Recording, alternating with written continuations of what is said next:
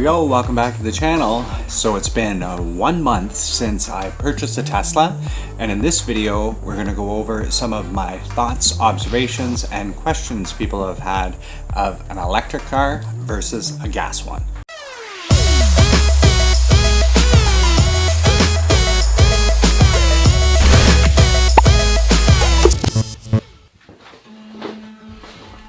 So if you're new to the channel, my name's Travis and I love to film unboxing videos of cool new gear that I get for filmmaking.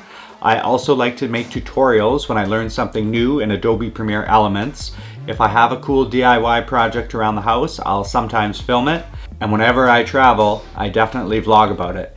So if you're new to the channel, make sure you head down below and smash that subscribe button. In today's video, I'm going to give you some thoughts and observations and questions people had for me after 1 month of ownership of a Tesla Model 3. So if you're interested in getting a Model 3, this is definitely a great video for you to watch. So let's get into it. The first thing is getting into your Tesla, the handles themselves. The handles on a Tesla are actually recessed, so you don't know really how to open it if you've never done it before. So there's a large part on the handle that you push on and they swivel out. They have worked 100% of the time for me. I've never had a problem with them. The only thing is, if you have two things or something in your hand, they're hard to kind of open. With a standard kind of hook handle, you can usually get a pinky in there and open up the door. With these type of handles, you definitely need your whole hand. So if you have both hands full, it's very hard to open these doors. When you're on the inside of the car, almost every single passenger that I have had inside has asked how to get out, because there's no visible handle to actually get out of your Tesla. There is a manual handle, which is for emergencies only because it can actually damage the windows. And that handle is actually hidden in the armrest, so not many people even know it's there. I've seen Amazon sells these little stickers that you put on the buttons inside the car, and those stickers highlight that that's the button you push to open the door and exit it. So if you had your vehicle rented out on Turo or something like that, those would definitely be a good thing so that people don't freak out and try to figure out how to get out. So that's the first thing. Getting into your Tesla and getting out is a little different than a standard car. The second thing is the lack of a key. So it's very hard to get used to not having a key fob with the car and just walking away from the car and letting it lock, and walking up to the car and being able to open it. I would say 90% of the time I haven't had a problem. The other 10% of the time I've had to turn on and off Bluetooth on my phone, or I've had to just kind of wake up my phone. So it's probably a setting in my phone I should probably look at to let the app use Bluetooth all the time or whatever I need to do, but that'll probably drain the battery life. So 90% of the time it's pretty good. I also have my key card that came with the car. I have that separate. There were a few weeks when I first got the car that I only had the key card to get into, and that's kind of a pain in the butt, especially if you want to let a passenger in. You have to run around to the driver's side, unlock it from there, and then go back and open the passenger side. So not the most convenient way with the plastic key card. I would definitely recommend picking up a fob if you're not going to use your cell phone. So the first thing, getting into the car, that's a little bit different. The second thing, there's no key. That's very different. The third thing is the accelerator. So with a Tesla, you basically drive the car with the accelerator. The regenerative braking is really aggressive, and if you're not used to it, when I was driving off the lot with mine, definitely felt like I had rabbit gas. Canadians use this expression for people learning how to drive a 5-speed, a standard car, because they usually hop when they're learning the clutch and the gas. Well, when you get a Tesla with the accelerator pedal, it's the same feeling. If you let off that accelerator fast to put your foot on the brake, just like you would in a gas car, well, the car is going to slow down very quickly and you're going to feel it. So I have found that you drive this car with the accelerator pedal. I usually don't use the brake until the last few seconds. So that is very different from a standard gas car, is the accelerator pedal on a Tesla. Completely new experience. Definitely takes a little bit of getting used to, but once you're used to it, you actually have to remember when you get into a gas car that when you let off the accelerator, the car is not going to slow down. So definitely different ways of driving for sure. So aside from getting into the car, how you get into the car, how you use the accelerator pedal, the next thing is how you read your information, and that's the display. And I've had a ton of people ask me, oh, that's crazy, it's a big chunky thing sticking out in the middle, it just doesn't make sense. It actually makes perfect sense once you've owned one. Your speed is in the top left corner of the display, along with your cruise control, your autopilot. All of that information is right there, easy to use. The heating is at the bottom of the display, and it's really cool the way that you operate it. You just press the fan button and you can direct the front vents in multiple different ways. So definitely a big display. I don't find it distracting whatsoever. They use monotone colors on the display and it flips to a darker screen at night, so I've never actually found the screen to be distracting. With the screen, the steering wheel controls, the left and right steering wheel controls, are absolutely awesome. The way that they intuitively work with the display, oftentimes you don't need to touch the display whatsoever. Anything that you need to do can be done with the steering wheel controls. The left steering wheel control does your volume, skips your tracks on your music. The right steering wheel control is used for your cruise control functions, follow distance, etc. So definitely very intuitive. On the stock, your wipers are there. If you need to access your wipers quickly, you can. And your cruise control functions and gear selection are also there. High beams also on the stock as well. So flashing somebody, like a lot of people like to do, you can do that quite easily using those high beams there. So part of that big screen is navigation.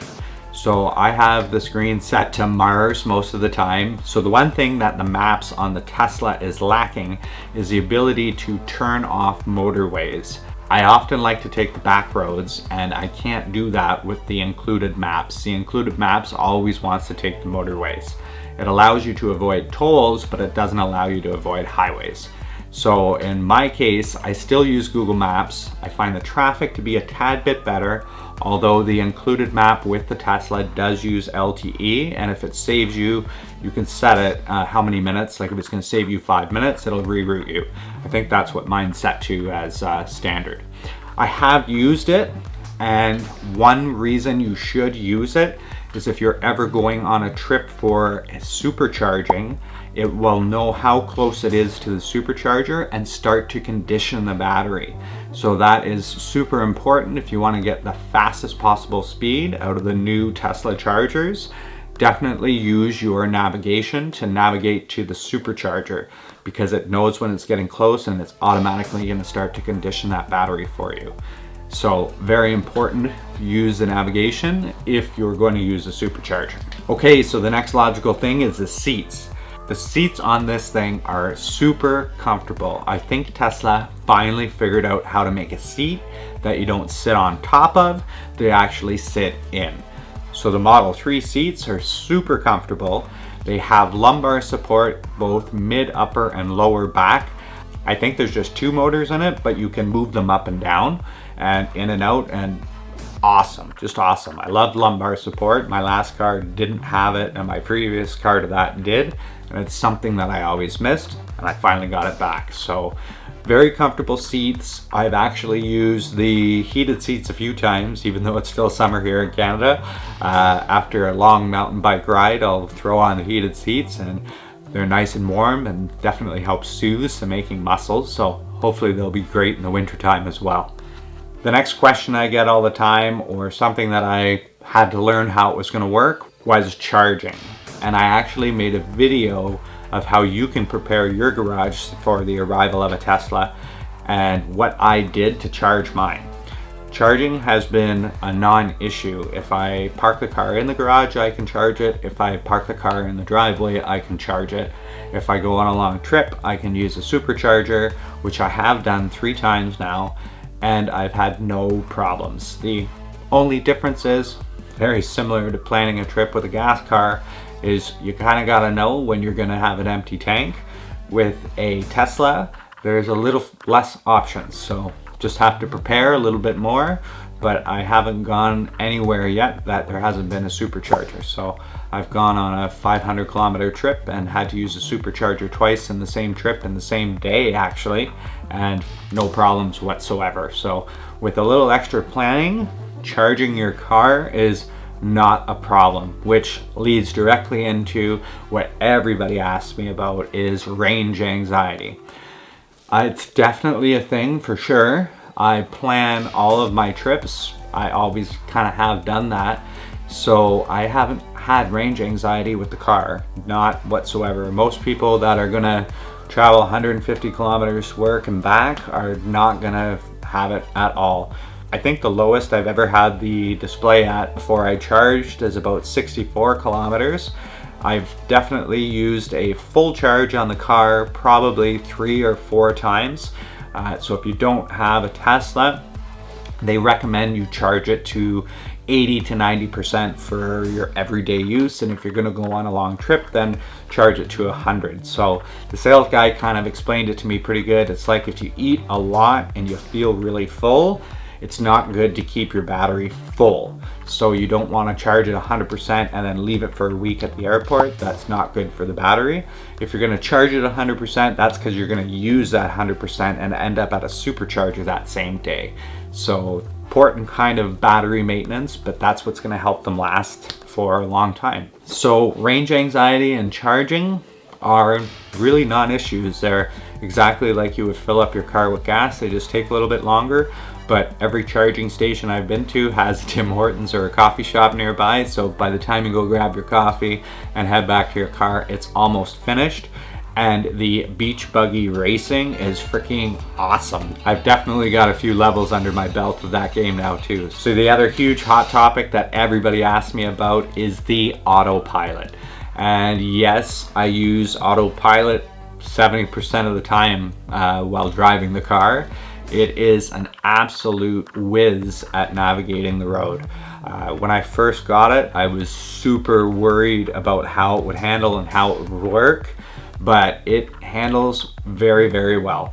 If there is a left-hand turn lane in the road, it will stay to the right and avoid the left-hand turn lane. It keeps in its lane on S-bends in the road. It keeps in its lane all the time. The only thing differently that it does is it stays a little bit closer to the center lane than I do. The other thing that Autopilot doesn't recognize, I'm not sure if full self-driving will. So I'm not sure if you're listening, Tesla, but this is definitely something the car doesn't do, and maybe a full self-driving car would, which mine is not. It's only the enhanced Autopilot. But if we see a bike in Canada, even if it's on the other side of the road, we will still move over to the shoulder so that the car is coming down the other side of the road can move in a little bit to give the bike room. Just something the enhanced Autopilot doesn't recognize. So if I'm going down the road and it's summertime here, we got lots of cyclists on the road, I usually break it out of the Autopilot just to give that cyclist some room. It does see a cyclist if it's in the same lane, like if it's on the same side of the road, but it doesn't actually scooch over to give them more room. It still wants to maintain itself in its lane. That's one thing with Autopilot that it doesn't do. I'm not sure that a full self-driving car would do that. So if you have a full self-driving version of a Tesla, hit me up in the comments below and let me know if it does anything different or sees anything different around cyclists on the road.